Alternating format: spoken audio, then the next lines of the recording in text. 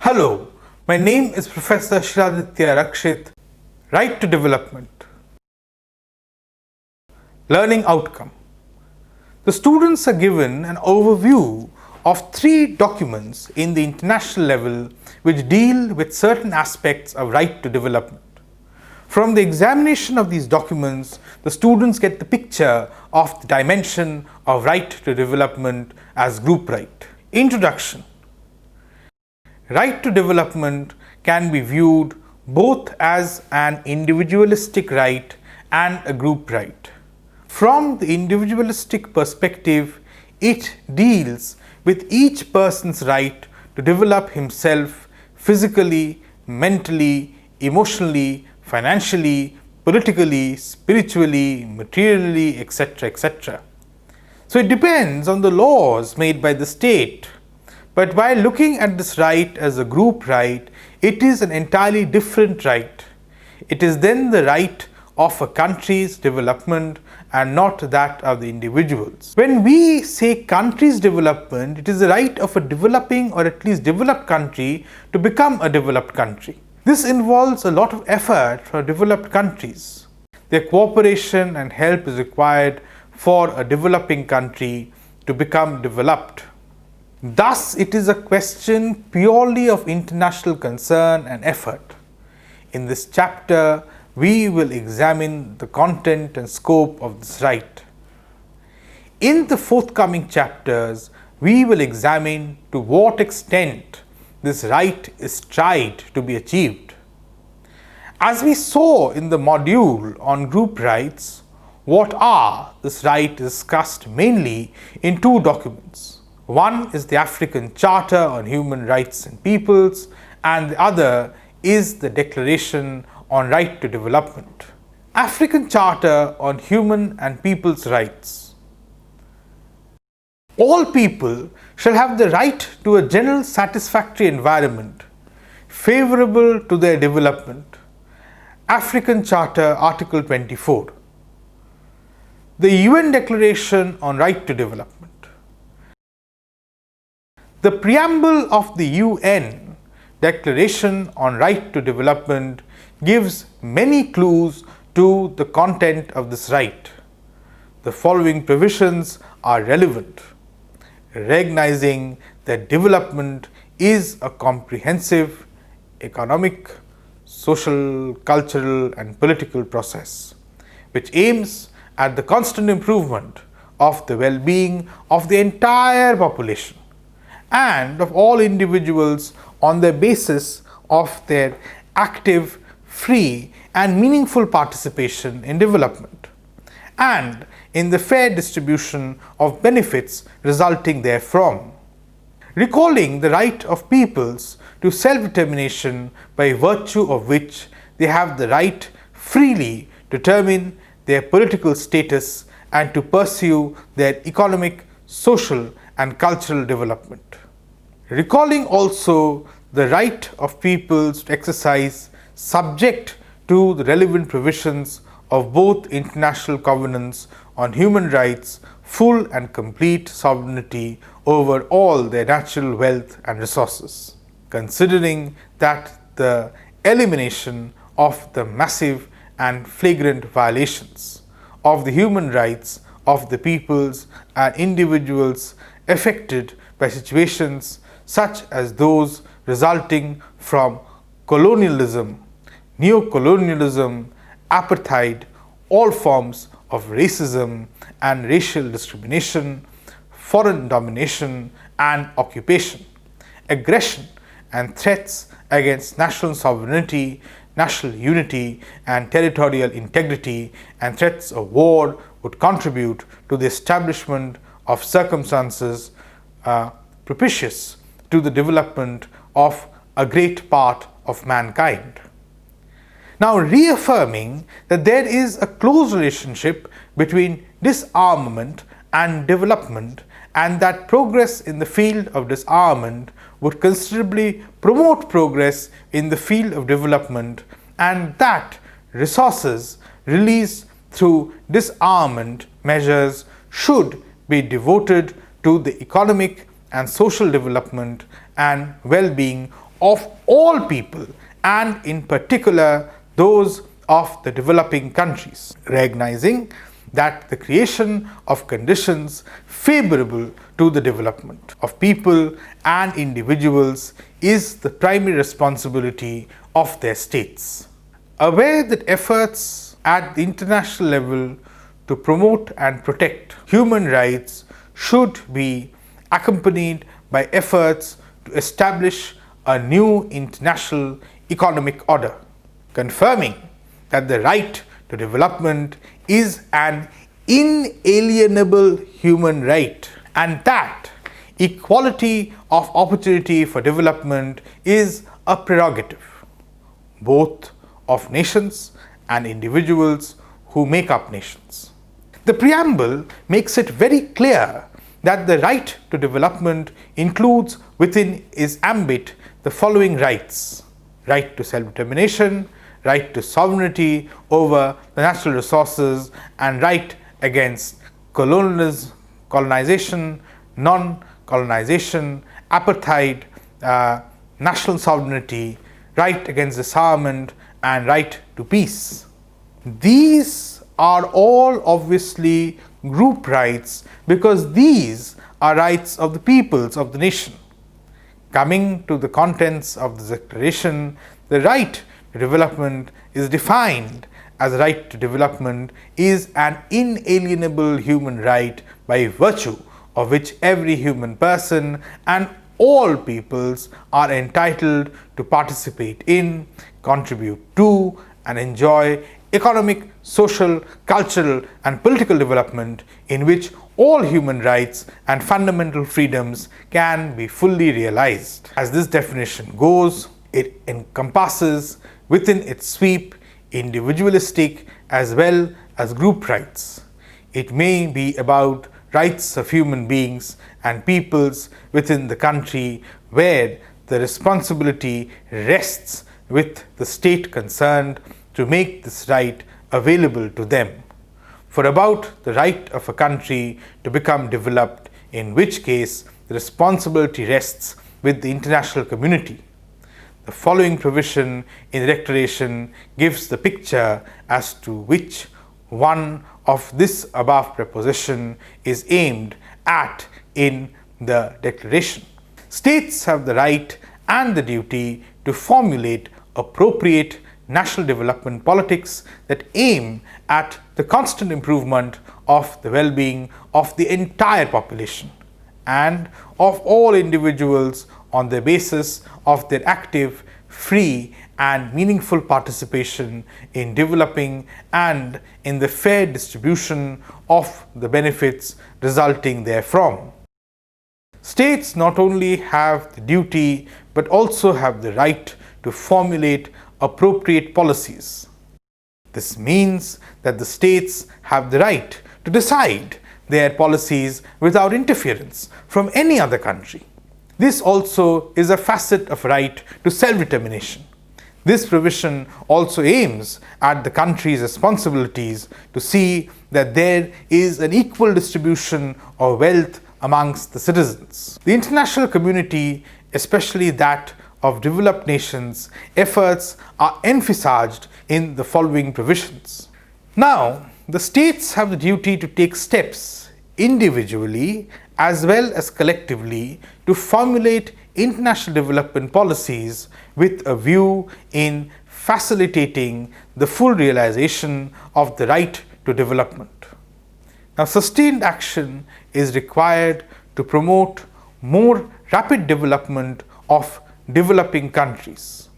As a competent to the efforts of developing countries, effective international cooperation is essential in providing these countries with appropriate means and facilities to foster their comprehensive development. States are also asked to take steps to cooperate internationally to avoid disarmament, colonialism, apartheid, etc. The declaration states that states shall take resolute steps to eliminate the massive and flagrant violations of the human rights of peoples and human beings affected by situations such as those resulting from apartheid, all forms of racism and racial discrimination, colonialism, foreign discrimination and occupation, aggression, foreign interference, and threats against national sovereignty. National unity and territorial integrity, threats of war, and refusal to recognize the fundamental right of people to self-determination. All states should promote the established maintenance and strengthening of international peace and security, and to that end should do the utmost to achieve general and complete disarmament under effective international control, as well as to ensure that the resources released by effective disarmament measures are used for comprehensive development, in particular that of the developing countries. Thus, international cooperation to have a new economic order helped by the developed countries in various forms such as exchange of new technologies, financial aid, and the international efforts to see that countries become sovereign and independent are the main facets of the right to development. To achieve this purpose, many international soft laws are made, like the Declaration on Social Progress, Declaration on a New International Economic Order, NIEO. The WTO agreements are some of them. The WTO agreements are dealt with in another chapter. So this chapter deals with the other international laws. Now, Declaration on Social Progress and Development, 1969. The following are considered primary conditions of social progress and development: national independence based on the rights of peoples to self-determination, the principle of non-interference in the internal affairs of states, respect for the sovereignty and territorial integrity of states, and the permanent sovereignty of each nation over the natural wealth and resources, the right and responsibility of each state, and as far as they are concerned, each nation and people to determine freely its own objectives of social development, set its own priorities, and decide in conformity with the principles of the Charter of the United Nations the means and methods of their achievement, without any external interference, peaceful coexistence, peace, friend relations, and cooperation among states, irrespective of differences in their social, economic, or political systems. The Declaration further considers improvements in the position of developing countries in the following terms: the rapid expansion of national income and wealth and the equitable distribution amongst all members of society are fundamental to all social progress, and they should therefore be in the forefront of the preoccupation of every state and government. The improvement in the position of the developing countries in international trade, resulting amongst other things from the achievement of favorable terms of trade and of equitable and remunerative prices at which developing country markets their products, is necessary in order to make it possible to increase national income and in order to advance social development. The central theme of social progress goes beyond the nations and touches upon the objects of common heritage, such as the outer space and the environment. Social progress and economic growth require recognition of the common interest of all nations in the exploration, conservation, use and exploitation exclusively for peaceful purposes and in the interests of all mankind of these areas of the environment, such as outer space and the seabed and ocean floor and the subsoil thereof, beyond the limits of national jurisdiction, in accordance with the purposes and principles of the Charter of the United Nations. This is a very important facet of the right to development, because this is a crucial question that makes the developing countries different from the developed countries. Because it is the capacity of the developed countries to explore, conserve and exploit the seabed, ocean floor, the natural resources and the outer space that given the developed countries are upper hand in the economy. By the time the developing countries get the technology to explore these resources, the developed countries might have explored them to a great extent. And by the time they might have also resorted some other technologies, so not only the peaceful use of these resources, but also the equitable use is required. Thus, the developed countries are under an obligation to transfer their technologies to the developing countries into, this is made clear in the following provisions. Social progress and development shall finally aim at the attainment of the following main goals: equitable sharing of scientific and technological advances by developed and developing countries, and a steady increase in the use of science and technology for the benefit of the social development of society. The establishment of a harmonious balance between scientific, technological and material progress and the intellectual, spiritual, cultural and the moral advancement of humanity, and the protection and improvement of the human environment.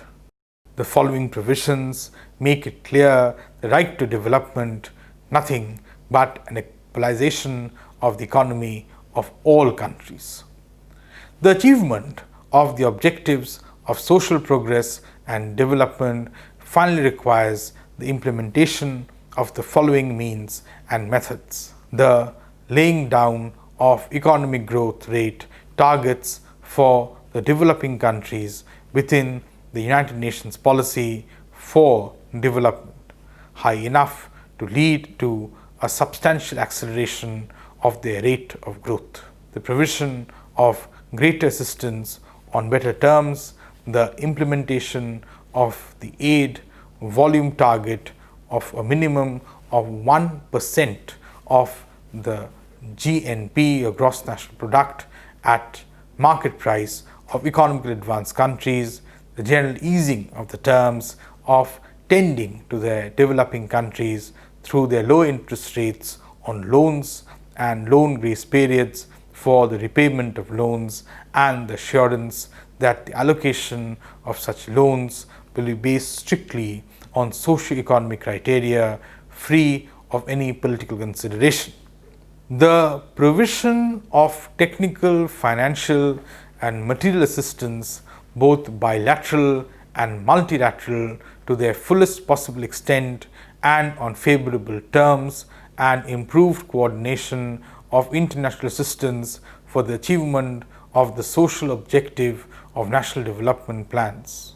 The provision to the developing countries of technical, financial and material assistance and of favorable conditions to facilitate the direct exploitation of their natural resources and natural wealth by those countries, with a view for enabling the problem of these countries to benefit fully from their natural resources.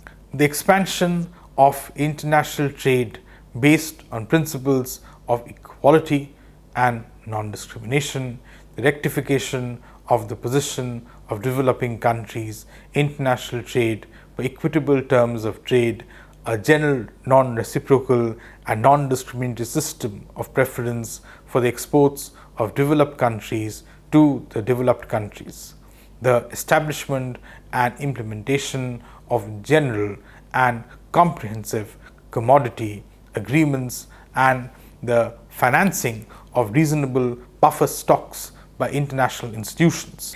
Intensification of international cooperation with a view to ensuring the international exchange of information, knowledge, and experience concerned social progress and development. The broadest possible international technical, scientific, and cultural cooperation and reciprocal utilization of the experience of countries with different economic and social systems and different levels of development on the basis of mutual advantage and strict observance of and respect for national sovereignty. Increased utilization of science and technology for social and economic development. Arrangements for the transfer and exchange of technology, including both know-how and patents to the developing countries. These provisions point to the fact that these are measures to be adopted for the international community to see that developing countries become developed in due course of time. It is the right of a group of people to become a country. Thus, it is not the right of an individual, but is the collective right of a people. Thus, it is a group right. Declaration on the establishment of a new international economic order. Now, the new international economic order should be founded on full respect for the following principles: the sovereign equality of states, self-determination of all peoples, inadmissibility of the acquisition of territories by force, territorial integrity, and non-interference in the internal affairs of other states. The broadest cooperation of all the state members of the international community based on equity, whereby the prevailing disparities in the world may be banished and properly secured for all. Full and effective participation on the basis of equality of all countries in the solving of world economic problems in the common interest of all countries, bearing in mind the necessary to ensure the accelerated development of all the developing countries, while devoting particular attention to the adoption of special measures in favor of the least developed, landlocked, and island developed countries, as well as those developing countries most seriously affected by economic crisis and natural calamities, without losing sight of the interests of other developing countries. The right of every country to adopt the economic and social system that it deems the most appropriate for its own development, and not to be subjected to discrimination of any kind as a result.